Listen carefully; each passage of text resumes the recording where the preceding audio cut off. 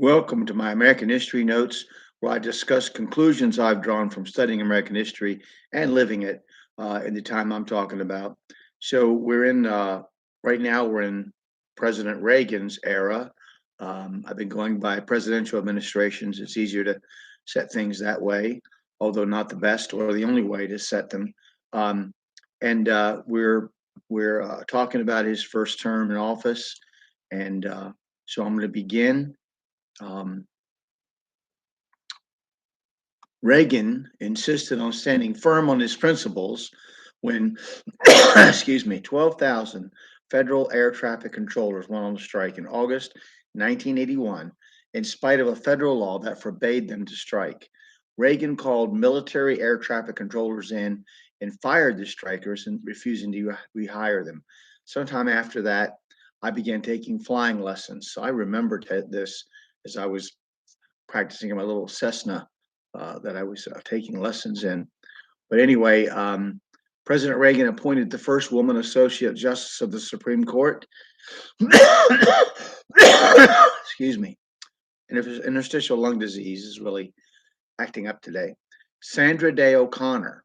He appointed her the first woman associate justice in 1981. Sandra Day O'Connor.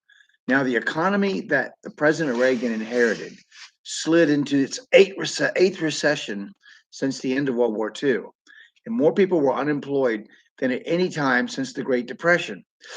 I am really sorry about this today. Democrats blame what they called Reaganomics on the economic downturn, but Reagan said that his policies would bear fruit in time and stood firm.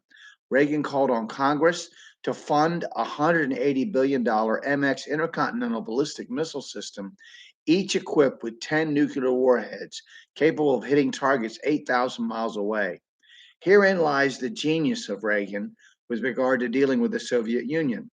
Obviously, recognizing the weakness of communist centralized economic policy and the massive drain that supporting client states like Cuba involved, and the Vietnam type quagmire the Russians had gotten themselves into in Afghanistan, he simply outspent them and drove the communist master state into bankruptcy. Economically, the arms race killed the Soviet Union, while it, along with other factors, drove America from the world's largest lender of money to the world's largest borrower of money. The fallout from Reagan's defeat of the Soviet Union was our tremendous indebtedness. Very important to remember this. We went from the world's largest lender of money to the world's largest borrower. Very important for our future history. Reagan was unsuccessful in his first term to broker any kind of lasting peace in the Middle East. Arab nations and Israel refused to even negotiate. Carter's efforts had only created an uneasy truce between Egypt and Israel. Angered that civil war torn Lebanon was being used as a base for terrorist operations, much like that Afghanistan would be used later, Israel invaded the PLO controlled country in 1982 and captured its capital, Beirut. The United States joined Britain, France, and Italy in sending peacekeeping troops to oversee the removal of the PLO from Lebanon. Arab terrorists blew up the American and French headquarters, killing 243 American Marines and 58 French military personnel in October of 1983. The Brits' extensive experience with terrorists in Northern Ireland gave them an edge.